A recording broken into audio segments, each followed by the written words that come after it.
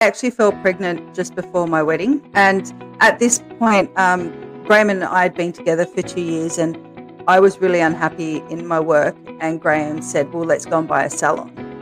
So that's when we purchased the salon, and we had the salon for 2 years, and then we planned to get married. And I fell pregnant. I went and had liposuction for my wedding. Get ready for this wedding, right? I bought a beautiful dress that was a lot of money. 2 days before the wedding, this is how like mayhem is in my life.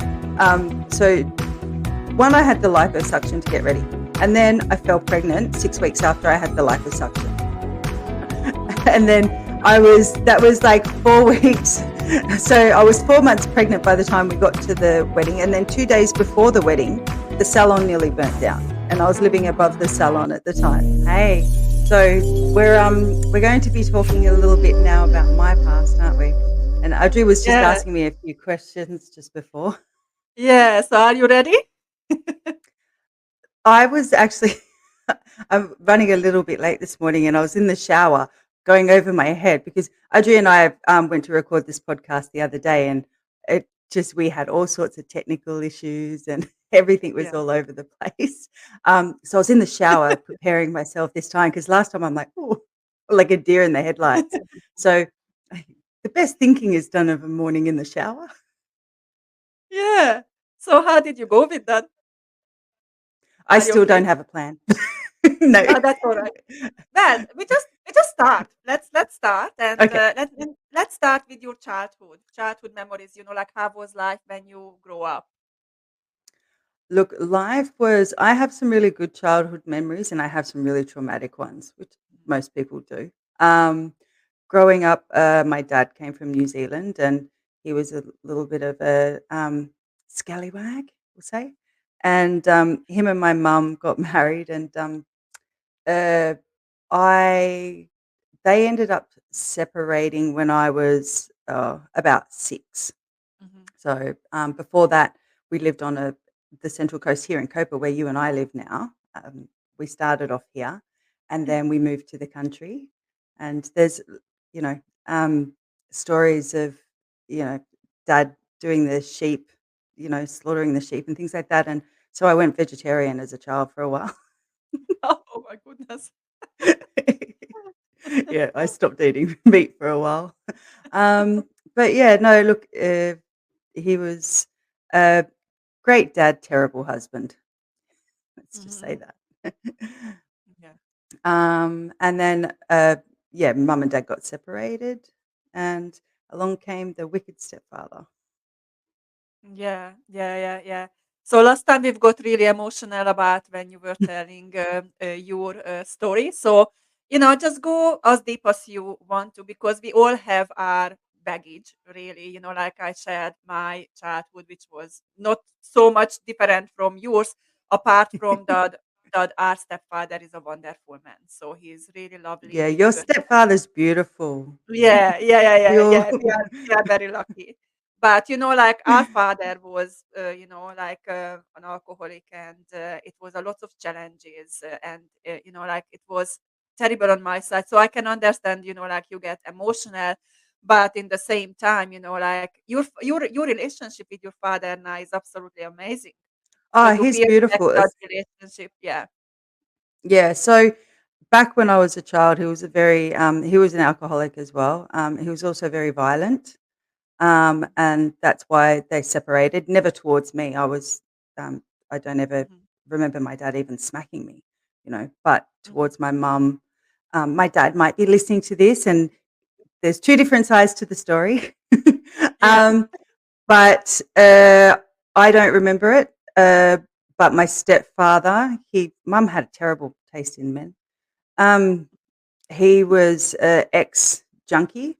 Mhm. He Mum fell in love with him when she was 16, and then Okay. she left him to go to New Zealand. Um, but she reconnected with him once he was out of rehab and that, and they Mhm. ended up getting together. And he wasn't physically abusive; he was emotionally abusive. He was really bad.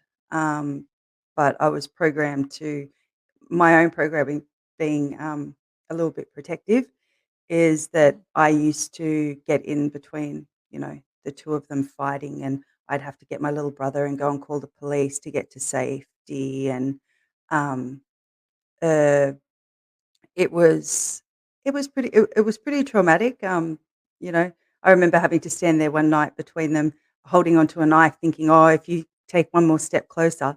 Um, Yeah. so just lots of Yeah. things like that. So, but then mum passed away when I was 14 and 9 months, I think it was.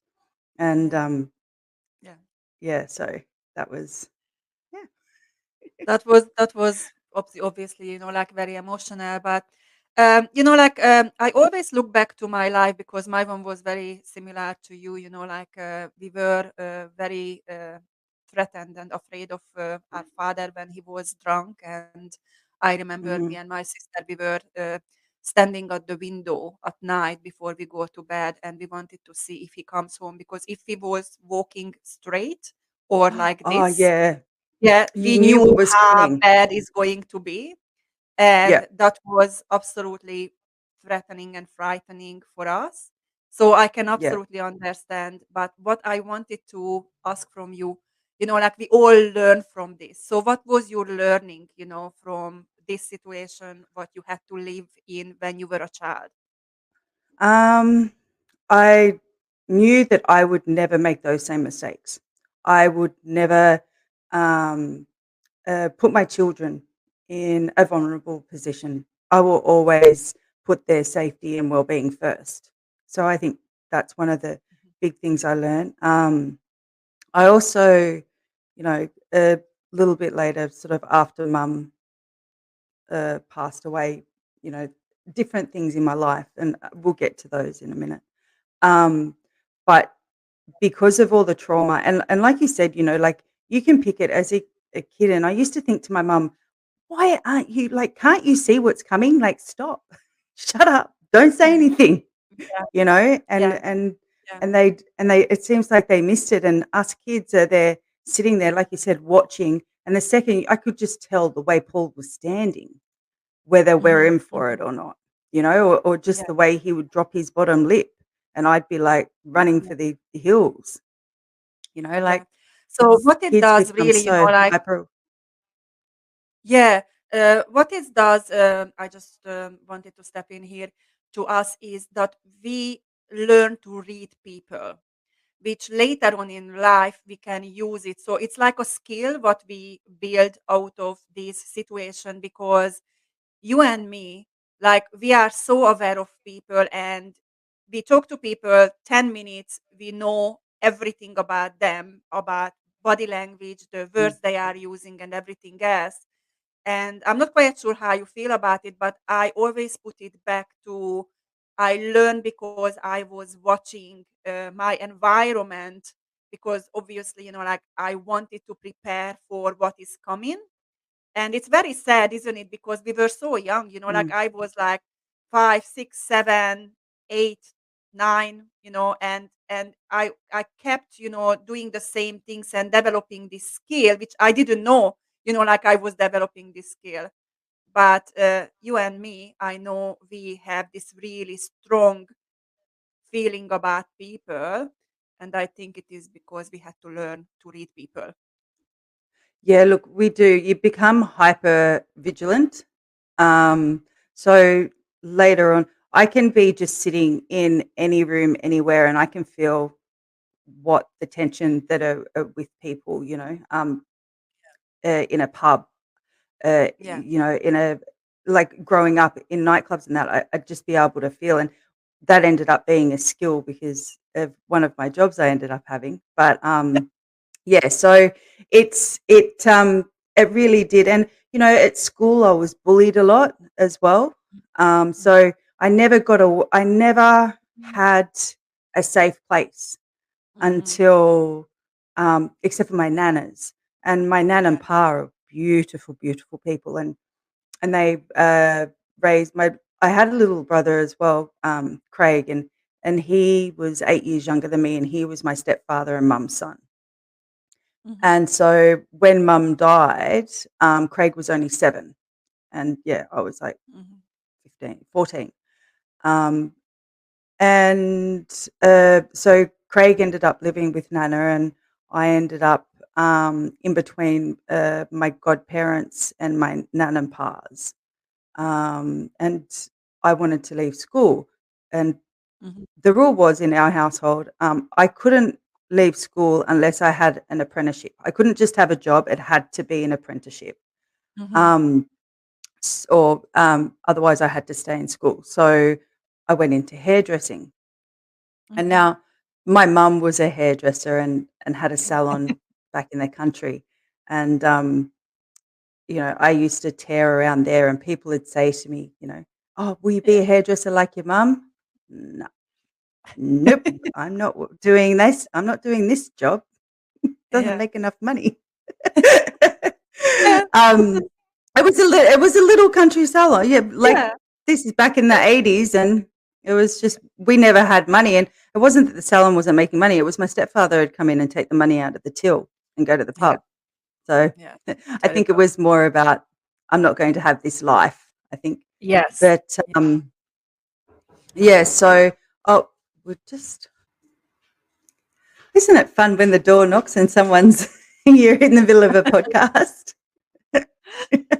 Yeah. Sorry about So that. Um, it's all on the where were we so up to?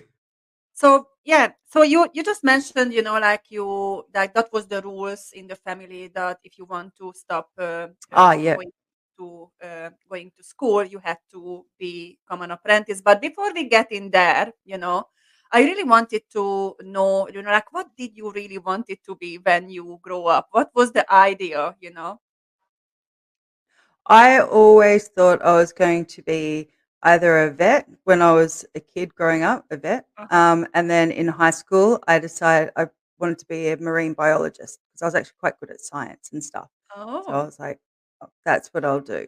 So yeah. yeah, nowhere near the path Just that I completely ended up changed. on. Yeah. Yep. Yeah, No, yeah, yeah, it just yeah. completely changed. So yeah, so I picked hairdressing Mhm. because I knew it. I already knew my way around a salon and I wanted to get out. And so um, I picked hairdressing. And then, literally 2 weeks after I started my apprenticeship, mum passed away. Oh. So, yeah. Mhm. And I was made to go to work the day after she died. I turned up at Oh, work and um, and they let me have the day off for a funeral and back to work the day after a funeral. It was yeah. Very, very different terrible. times, isn't it, from what we have Very today? Yeah, different times. Yep, yep. very different Wouldn't times. be nothing So like that nowadays. no. So what do you think? What was the biggest lesson you were, you were about to take from your childhood?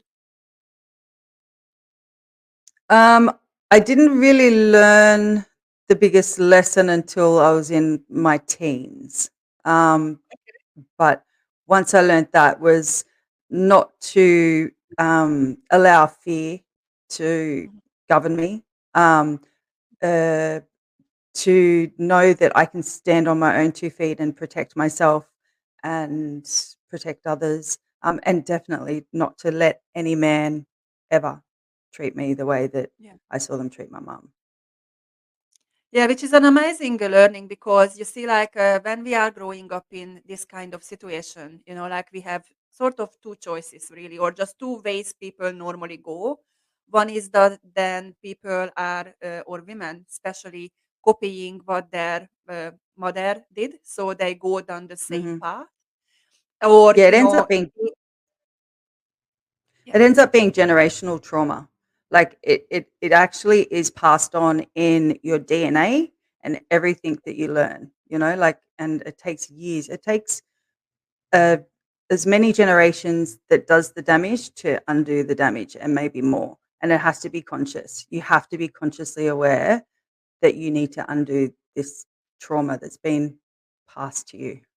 yeah, it's a conscious decision, and it is true scientifically. It can go back to 14 generations. So like Yeah. the pattern what you are copying, you are absolutely unaware of.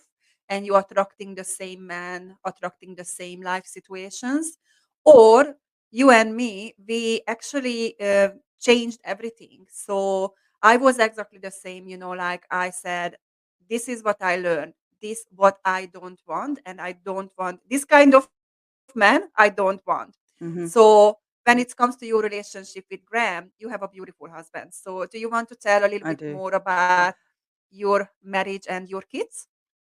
Yeah, look, there's how do, there's like so many things I wanted to say all at once. That yes, it like you said about we change it, but for it to remain changed, this is really important because a lot of people miss this step. Is that you can't just change yourself. If you have children, then you need to make sure your children are consciously aware of breaking the pattern and teaching them to be strong and powerful. So that's what I instill with Harper. Like she goes to kickboxing, she goes to karate. You know, for her to empower herself because she's very anxious, and she's also both my kids are on the autism spectrum, and I'll probably come back to that once I've done a bit of the timeline because I think it Yeah. really shows like the changes that you go through to get to a place because I don't just go straight from that trauma to being happily married. Yeah. There's a massive development there in the middle. Um, but I did want to say, like with my daughter, empowerment and making sure that she's never fearful of a man or woman, but she has her own power. That Yeah. she's not controlled. She goes to a Christian school, and in the school they say, you must obey, and that triggered me. Remember when I like Yeah. that I got that email? And I said to Yeah. them straight away, my daughter's not going to blindly obey anybody. I don't care who you are. She's not obeying you. She will follow you and she will follow instructions, but she's not obeying anyone. That word is out of that's a big no-no to me. Yeah. So yeah, so those kind of things I'm very passionate about, especially with girls. So I'll bring the timeline back a little bit. So after Mum passed away, I did my apprenticeship. I had, but in the background, actually, the person that came to the door is one of the people that influenced my life. Glenn, they were friends of my mum, and Glenn started teaching me karate when I was in high school, getting bullied, and that. I think he just did it to sort of help me and make me feel better. And then years later, I ended up getting into mixed martial arts and different things like that.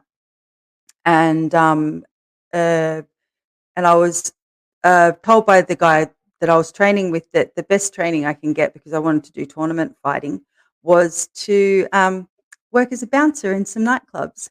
So we I ended up becoming a hairdressing bouncer. And I worked in some very rough establishments. Mhm. Um, you know, there were some nights I've had a gun pulled on me. I've had someone with a knife. I've had someone try and run me over. I've had footballers try and fight me, will have fought with me. So very physical, hands on. It's not just like the door wench that sits there taking Yeah. the ticket. I was actually hands on physically manhandling men Yeah. in nightclubs. I hated doing the women because they scratch. Yeah. But and girls, those volatile situations a woman actually has. We have some really great techniques that we can diffuse men quite easily. Um, Yeah. but uh, there's certain men though that, and we were saying this in the last podcast that weak men uh, uh, prey on vulnerable women, and Yeah. that's what my stepfather did. Yeah. He was a very weak man, had no backbone with other men, but yeah, he preyed on my mum. So yeah, I learned not to be fearful of men through empowering myself. And then one day, after Mum passed away, a couple of years later, my little brother, uh, my stepfather had never turned up to pick up my little brother for his visits and all these kind of things. He just let the poor kid down, and he's traumatized. He's only 7. He's lost his mum.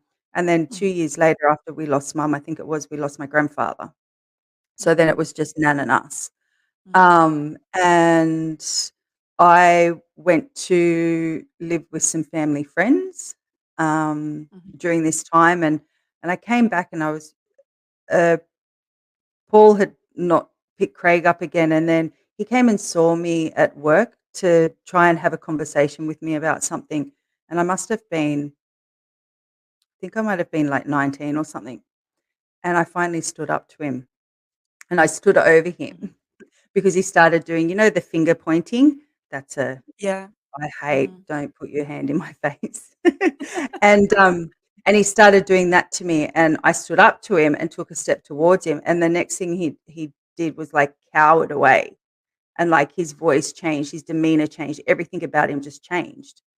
And then it was then that I learned that powerful lesson of, um, weak men don't like strong women Mhm. because we're not afraid of them, you know? Yes. And so that, that was probably when we're talking about the thing in my life that influenced my childhood the most was learning that I don't have to be afraid of anyone. And, so yeah, where are we up to? I got sidetracked again. Yeah, you just wanted to go back to the timeline because I jumped the timeline. I felt, like probably it was time to go to how you changed everything for yourself because your husband, the person you choose, is completely different from the experiences you had. Yeah, But in the same time, you were talking about, you were a it takes that bouncer. you need to see And some of these things. So, yeah. yeah, that becoming a bouncer and things like that is what empowered me. And then I was, and because we talk about business, some of my career progressions through there was that I ended up leaving hairdressing because I was pretty wild in my 20s, Mhm. and I was at the pub with my girlfriend playing pool, and um, these guys made a bet that I couldn't do roofing because I was telling them a story about my dad who was a roofer, and I'm like, yes, I can. I can do roofing. Girls can do anything boys can do. So I uh, ended up roofing. So I left hairdressing. So I became a roofing bouncer and working Mhm. 2 jobs because by this stage I had my brother come live with me when he was 15 and I think I was Mhm. 23. So I was raising at 23, I was raising a teenage boy who Mhm. was very like who had a lot of behavioral stuff going on back then too. He's grown up into a fine young man now. But yeah, so a confused 20s. I look at 20-year-olds now and I think, oh my God, what was I thinking? Raising a 15-year-old. So I had to work 2 jobs. And then I um, ended up falling in a roof and going, okay, this we'll finish this, and went back to hairdressing and started managing salons because I was managing salons since I was 19 years old Mhm. when I just finished my apprenticeship. So, and in that time, when people say it takes a village, it was only my nan and my auntie, but my auntie wasn't that close with us when I was in my 20s because I wasn't a very nice person, Mhm. and we used to clash. We're fabulous now, but we used to clash, and so then having Craig living with me, and then because I'm good at hairdressing, but I just am not a good employee. I don't like being told what to do. Yeah. Um, then I decided I wanted to change careers again, and because I never wanted to be a hairdresser anyway. So what people don't realize is that your skills that you learn hairdressing is actually very transferable to go Mhm. outside the industry. And I went into asset management. So Mhm. I started working there. And so if you can slowly see where I've kind of gone from some really rough and Yep. wild Mhm. people surrounding me to all of a sudden I kind of changed. I made a conscious effort, choice again. No, I don't want this lifestyle. So I want Mhm. something more for myself. So that's why I went into asset management. Mhm. And Mhm. I didn't finish year 10. Like they gave me a pity certificate. Mum was dying that year. So I only attended maybe for 2 terms out of the whole. Yeah. But I scraped through. So I ended up going in as client services, like bottom of the bottom. Mhm. But my skills with hairdressing and being able to speak with people and, you know, having those people skills, I was able to get a role in their client services. And then through the banking in that, I educated myself doing their courses and, you know, I kept progressing and I progressed all the way through until I was distributions manager of one of the big Mhm. world asset management companies and DWS. And in that time, I met my husband, Graham. So I was surrounding myself in my work environment with completely different people. Mhm. Uh, I hadn't completely changed my personal group of friends so much. Environment just yet? Yeah, Mm. yeah. But then I met Graham, and I thought, oh, that's a funny story. Poor Graham. Yeah, just I just want to stop here for a moment because it's very important what you did really. You changed the environment.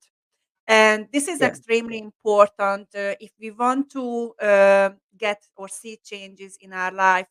You need to change your environment because in the environment where you were frustrated and with your own words, you are saying you weren't really a nice person because all the frustrations, agitations, and like you were in an environment where that was sort of a norm, like obviously Hmm. working in a pub, like fighting, bad language and everything else. So Hmm. you shifted to a working environment, and that shift is actually started to shift everything else in your life.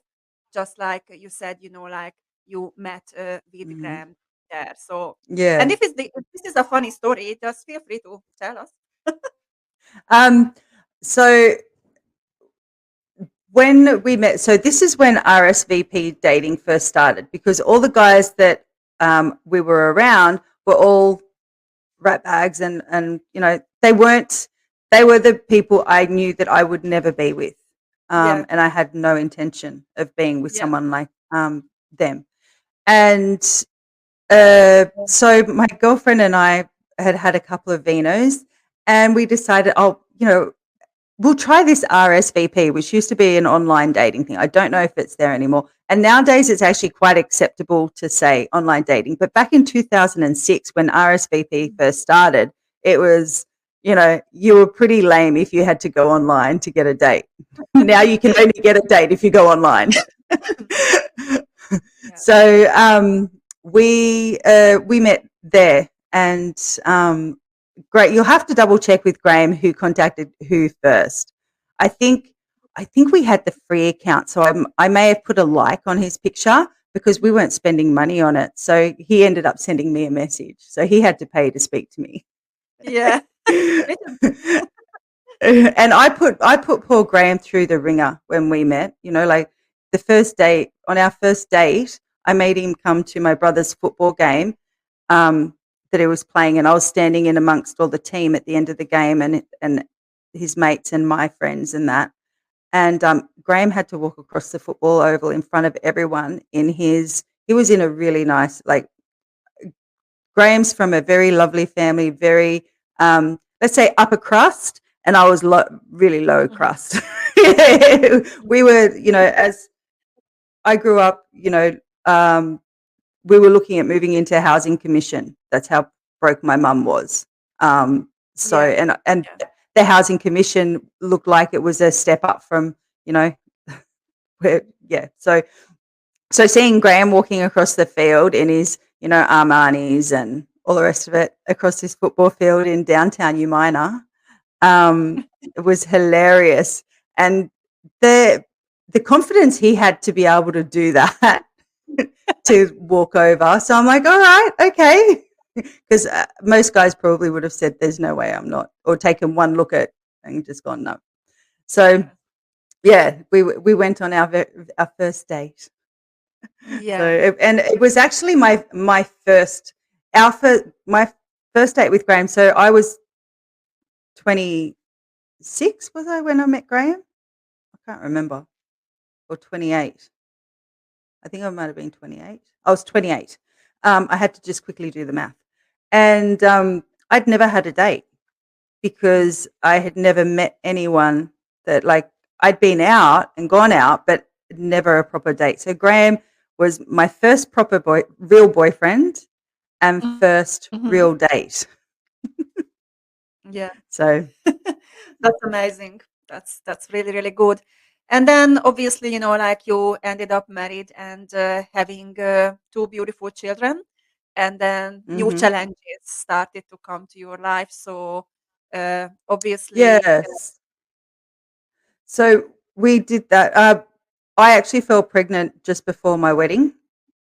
And at this point, Graham and I had been together for 2 years, and I was really unhappy in my work. And Graham said, well, let's go and buy a salon. hmm So that's when we purchased the salon, and we had the salon for 2 years. And then we planned to get married. And I fell pregnant. I went and had liposuction for my wedding to get ready to get married, right? This is I how didn't know I, that. yeah, I went Okay, out. okay. Yeah, back then I even went and had liposuction to get ready for this wedding, right? I Mm. bought a beautiful dress that was a lot of money. It was over Yeah. $10,000 I spent on this wedding dress. It was ridiculous, right? Mm. Um, all thank you to being able to have a business that worked. That Yeah. I'll just throw that in there. But so uh, 2 days before the wedding, this is how, like, mayhem is in my life. So one, I had the liposuction to get ready, and then I fell pregnant 6 weeks after I had the liposuction. hmm And then that was like 4 weeks. So I was 4 months pregnant by the time we got to the wedding. And then 2 days before the wedding, the salon nearly burnt down. And I was living above the salon at the time. So I'm running around trying to, the salon was completely sorted out. So we're trying to um, have clients in there because our clients were very particular, and it didn't matter if the salon was sorted out. You can get the air vents in there and still blow dry my hair for my Saturday, Yeah. for my Friday and Yeah. Saturday weekend. Um, and then came along Harper, hmm which is my first daughter, my only daughter, my first child. um, and then when Harper was 4 months old, I fell pregnant with Brin. hmm So then I had Brin, and we'll talk about later about everything that went on the business side of things while all this is happening. And then probably when Brin was 18 months old, um, and Harper was 2 years, probably nearly 2.5, maybe 3, when I got her diagnosis. It was in hmm there somewhere, that Harper was diagnosed with autism and sensory processing disorder and speech delays. And which was okay.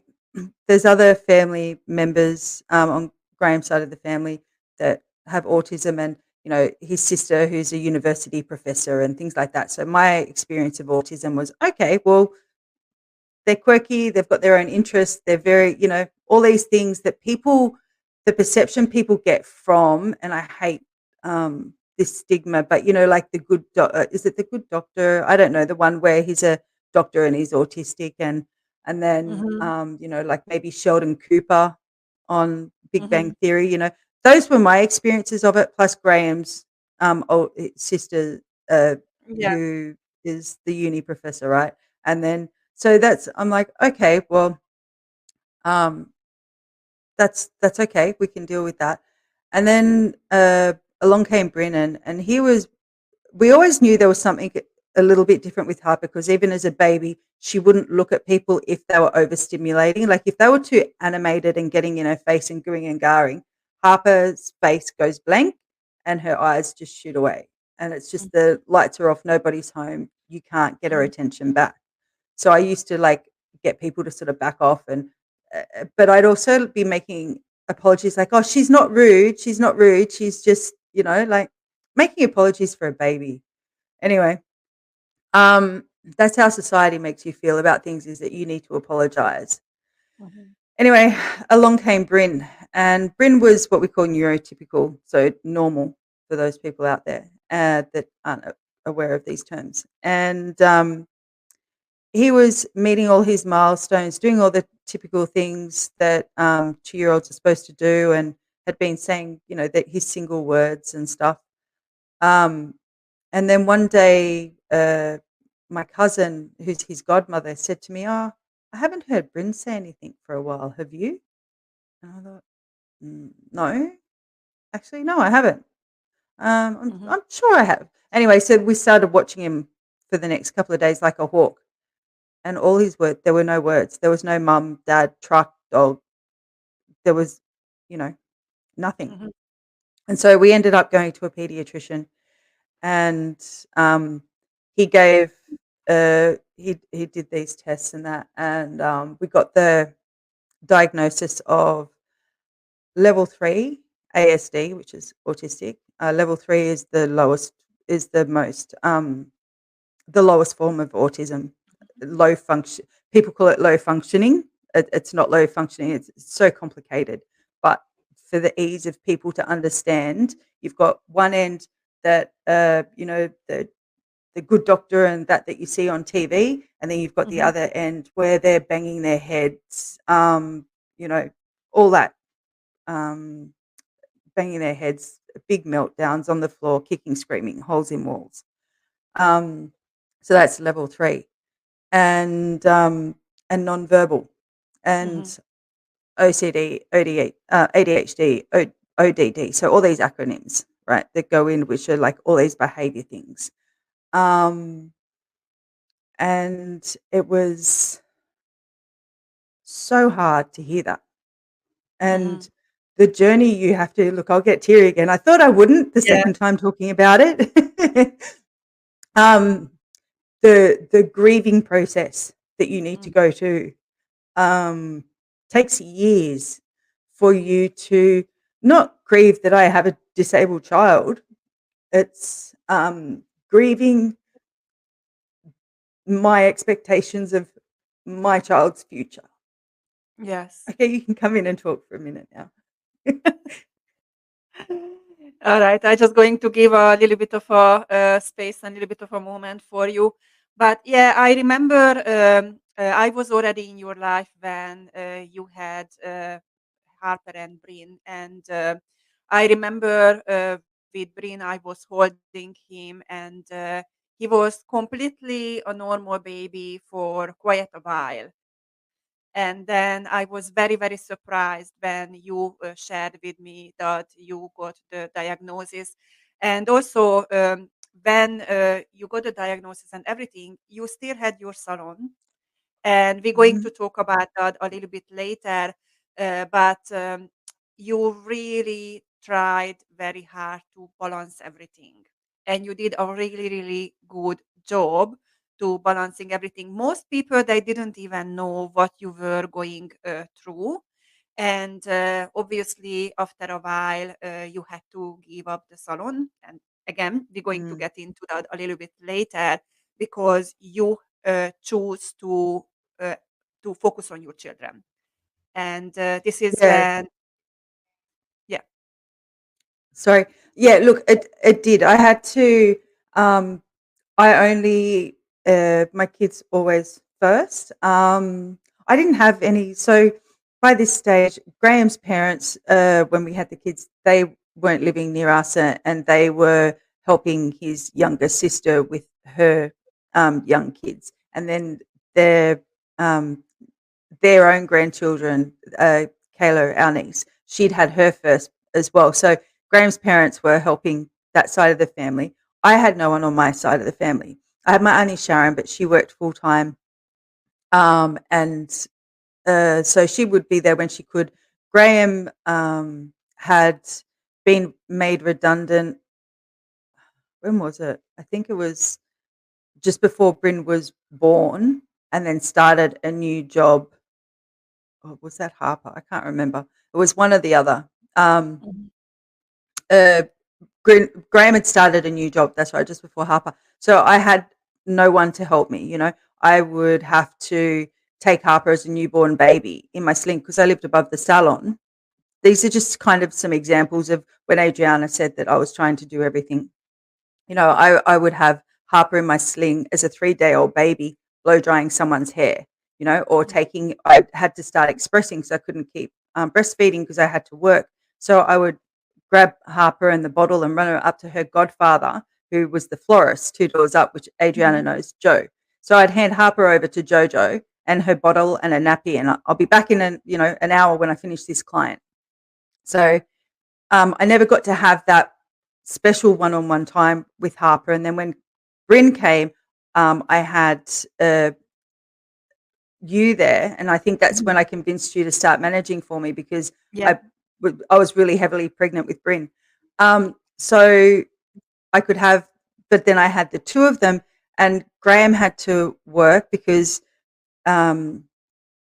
his job required that he had to. He got it like 2 weeks off, but I had no one. So Mhm. we ended up moving, and this is why we moved away from the salon, because I had no one to support me. And this is just before the diagnosis, that I was already overwhelmed with the business and two, babies, only 14 months apart.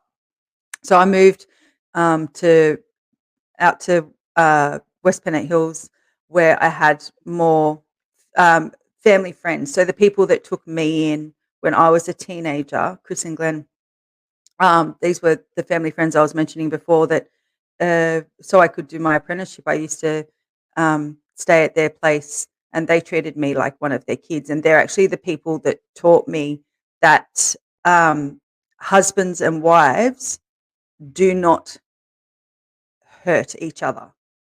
Like Mhm. a man is not supposed to hurt a woman either with his words or with his fists, and Mhm. because I remember when we were talking about the trauma, uh, they were having a disagreement about something, and I sat there frozen in terror thinking, oh my God, when do I go out and intervene? Like, Mhm. when do I go out and protect Chris? Like, Mhm. what's going to happen? And I was sitting there listening for the thud, because that, Mhm. that telltale thud that Mhm. sends you running. Yeah. Yeah. So, and no thud came, and no like screaming, no having to call the police. And I thought, what's going on there? And then the next morning, they were fine, um, and just the relationship between them, and the caring and the loving and the supporting and the backwards and forwards, and like everything they did together. And they always taught me that um, as a husband and wife, you need to put yourselves first as a relationship, because the Mhm. kids will one day grow up and leave, and then you're going to be with this person. But Mhm. in by doing that and having a great relationship between yourselves, Mhm. teaches your kids to have a great relationship, and that passes on to your kids. Like, if you're happy, your kids are happy, Yeah. like, and it flows down the same way as poop. I won't swear on the podcast because I don't think we've got explicit language warning, but poop rolls downhill, right? So Yeah. if kids are seeing parents behaving in a way, that's what they learn to expect, right? Mhm. So it was Chris and Glenn that taught me those big things as well. Mhm. And why I ended up with someone as amazing as Graham. And just a little hint, we don't fight. We might have a disagreement, but I think maybe we've only ever had one, what you would call fight, but nothing ever like what I grew up with. Um, Mhm. anyway, uh, so I moved closer to them so that Chris would I would have some help. Mhm. And then that's when we got the diagnosis. And as I was saying, like that grieving the future, like even now I see 13-year-old boys out playing football, Mhm. out skating down the street, running down to go for a surf. Like Mhm. here in Copa, they start, the kids learn how to surf and everything, and Brin can swim like a fish.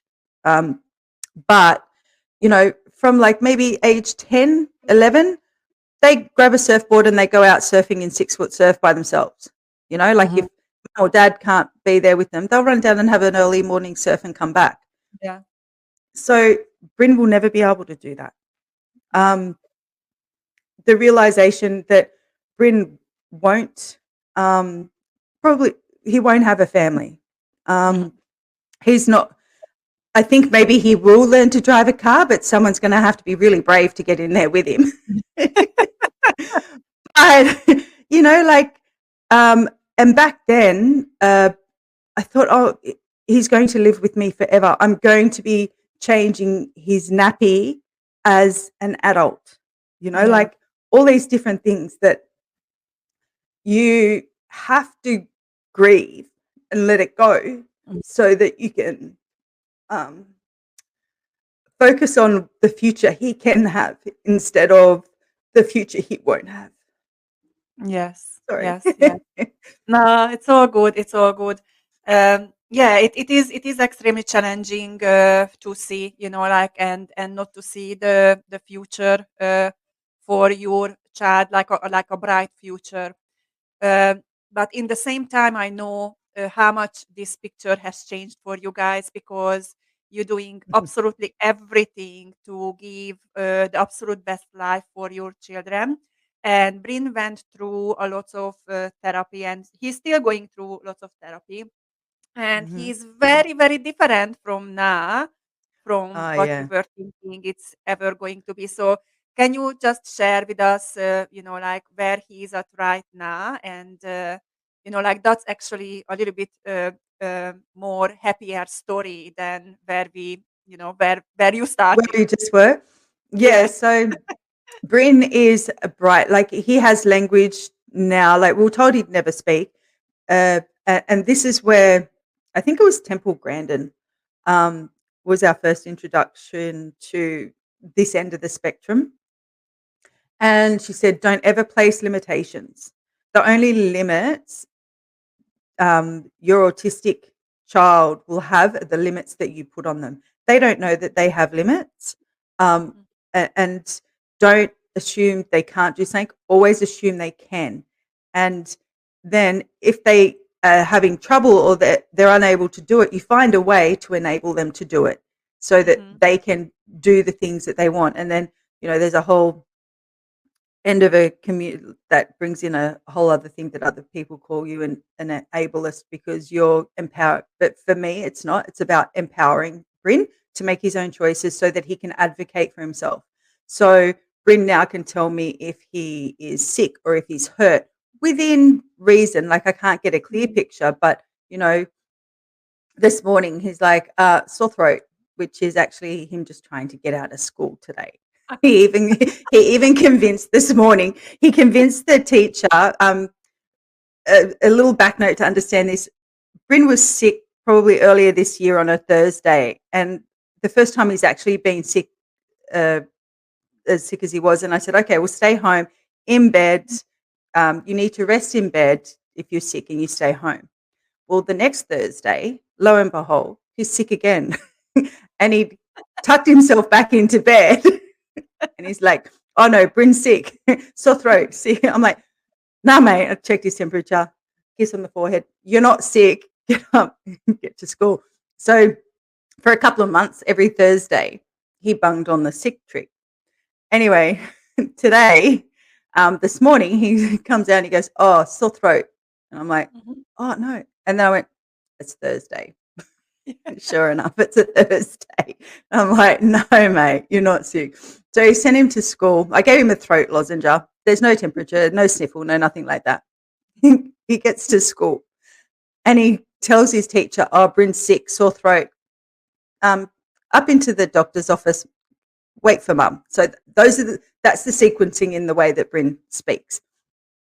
And so and she's like, "Oh no, you're all right." And he's like, Brin's sick, call mum." So she Mhm. called me and she goes, "Look, Brin's telling me he's got a sore throat. Uh-huh. And he needs to call mum." And she goes, "I don't know that he's sick." And I said, he's not sick, it's Thursday." and so she goes, "Are you sure?" And I'm like, "Yeah." And she goes, "Brin, do you want to talk to mum?" So she put Brin on the phone. I'm like, "Mate, you're not sick. Go and get Yeah. Jess will take you to the canteen and get you a throat lozenge and you can have a throat." And he's like, "Oh no, sick, come home." I'm like, "No, you're not sick." And he just starts laughing. And Yeah. then Jess is like, "He's laughing." I'm like, "Yeah, he's not sick." um, you know, Yeah. and I shared the other day with like the family and he's been watching this thing on YouTube at school. And so Brin's in high school now. He's where he's gone from. I'll come back to this story. So he went from a special school for autism where they said that, they can't do anything to help him. His behaviors are terrible. He used to abscond, break into the principal's office, beat up teachers, all sorts of things, to now he's in a mainstream high school in a support unit. Now, Brin's in year 7. He is big. I'm 5'9". He's the same height as me now with size 11. No, size 14 men's shoe. Okay, so he's a big kid. Mhm. He's gone and picked up the grate for the drain and grabbed one of the other kids and tried to put them into the into the drain and to enact a scene from YouTube.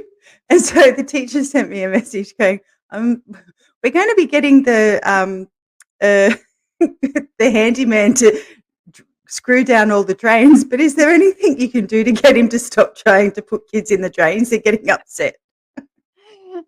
And I'm just like, so I had a conversation with him and he stopped. But yeah, he just does, like, people think that he can't understand them, but he can understand every word that they say.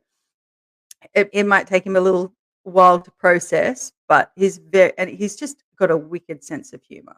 He's so funny.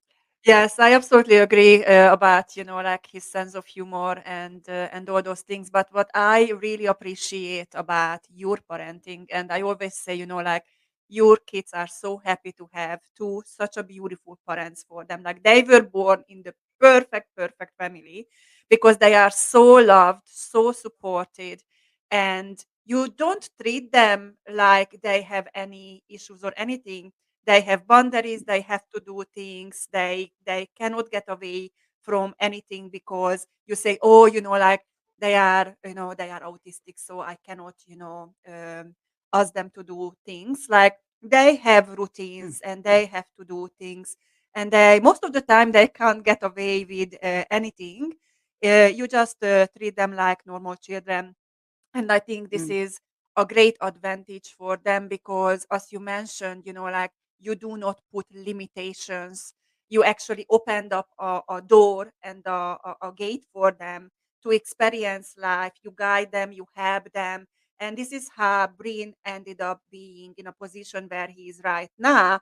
When you are actually thinking about might one day he will be able to, live independently with a support mhm. worker, so you don't need uh, be there all the time. Yeah, So yeah, yeah, when it comes to to you juggling family, kids, and business, next time we're going to get into that part. But yeah. before we leave, we left my interview with me telling the story how we met. So, can you tell your side of the story, how we met, before we finish this podcast? Yeah, yeah. We can.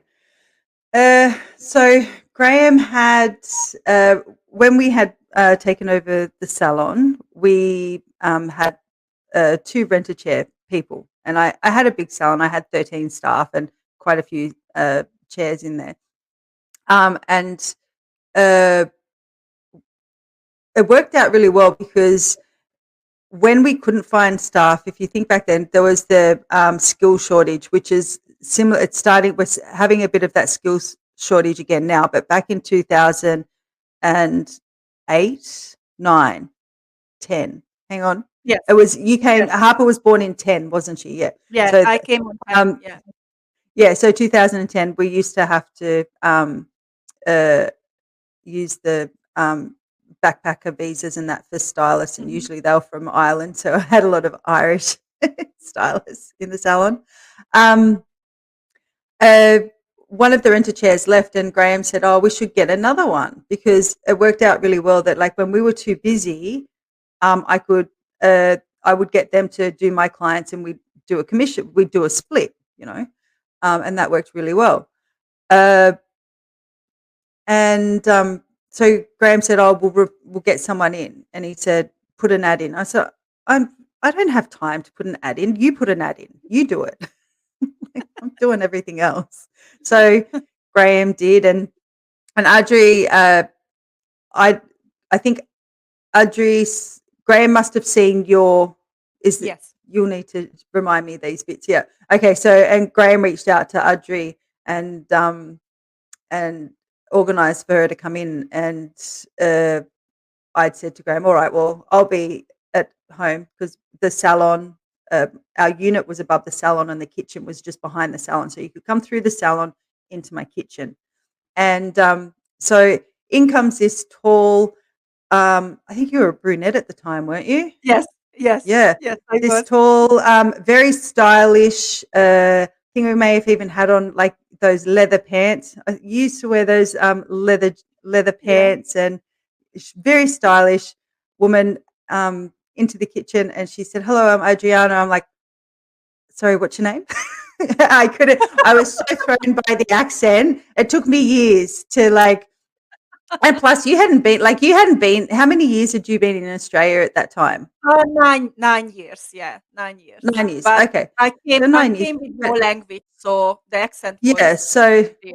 the accent was stronger than it is today, and we just got on so well, Mhm, and you were just so kind, and like the first thing you did was like Harper didn't look away from you, like Harper mhm. actually engaged with you, and I was feeding Harper, and she was sitting up on her bumbo on the kitchen table with Yeah. her little round bobble head. My daughter has a very spherical head like her father. She inherited the ball. And so she had this little round head, and Audrey was just so lovely. And the moment that you came in, how we were talking about we can sense people, I just relaxed straight away. I didn't have, usually when I meet strangers, I'm very standoffish, and, Mhm. you know, I'm not quick to warm to people unless I'm working, and then it's a persona, it's not who I am. Yeah. So meeting Audrey, and it was just instant, I like this chick, like she's so cool. And we just clicked from there. I think it was, Yeah. um, and then it was, I think, 2 weeks after you started when Mhm. I'd found, like, in between where Adri had said yes, she'd come, she'd like the seat, and we said yes. We filled out all the agreement and everything. Within the 2 weeks of Adri starting, I found out that I was pregnant with Brin. And then that's when, and this is how comfortable I felt with Adriana, because her first day in there, I said, "Oh, I want to talk to you about something. Yeah. How do you feel about managing the salon when I'm have the baby?" And Adriana's just like, "What?" I'm like, so that's how comfortable I was with you from like just that first interaction, and the way we sort of negotiated around the everything was that the um, that I instantly trusted you. Yes, yes. It was very interesting because obviously personally I went through a couple of things in the same time. The salon just shut down where I was working. They didn't give us too much of the notice, so I was like, I'm trying to find a place to work or to take my clients, which was amazingly, like you provided a place for me. And like my ex left to go to China to build a factory, and I was suddenly by myself, and there was so many things in my level too. And then you came and you said, "Oh, by the way, like, would you like to manage the salon for me?" And I was just like, "Oh my God, I can't even think right now. I just wanted to start to look after my clients." But yeah, exactly what it was, like, this is how our relationship started, and what we are going to do in our next podcast. We're going to go through how our relationship has formed, and how we sort of um went to different path for a little while, and then we Yeah. again joined together after 6 years or 5 years. After 5 years, I think. I I think it can't was even 5 years. remember. Yeah. Yeah, Yeah. yeah, yeah. 5 years, not even speaking too much. Like sometimes talking to each other, but not really. Yeah. And then we ended up having our company now, Focus. So, but we thought it's very important for us to share with you guys that no one's journey is simple and easy, and might people look like that they have a perfect life.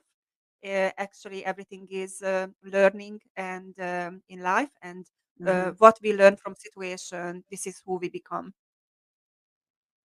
Yeah, exactly. And, you know, you need to it's when you go through adversity, like you see it in all the quotes and all the rest of it, but those quotes are there for a reason because it's true.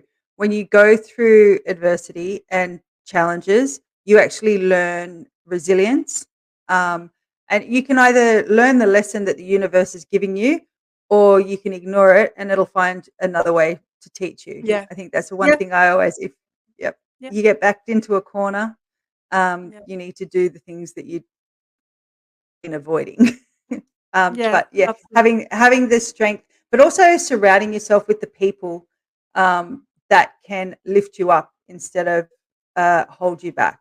And I think that's another big one that I learned on my journey. That I surround myself with people like you and Chris and Glenn and Hmm. Graham and um, you know all my other girlfriends and that I have now. They're all people. When you look at the people that you surround yourself with, you get a Hmm. fairly good indication of who you are as a person. Yeah, So I think, it's yeah. And your story is it's especially for very, very, very motivational for me, because like, we did have a similar start, but a big difference is that I still have my mother, who is an absolutely strong woman, and she was always there for us. And for you really to grow up in an environment, be in an environment which were really, as you said, like lower class, and then mhm. you make a decision and you change everything for yourself, and now you are in a completely different environment. It just comes back to, if any of our um, listener is struggling with their environment, it is actually a way out. So if you don't like that, it's slowly you can move out from it. Yeah, you can. And look, it takes time and it takes having the right people around you Yeah, to be able to. It doesn't happen overnight, you know. yeah, It can take, years. So, but it does happen if you're just consciously every day making those decisions that you're going to do it differently.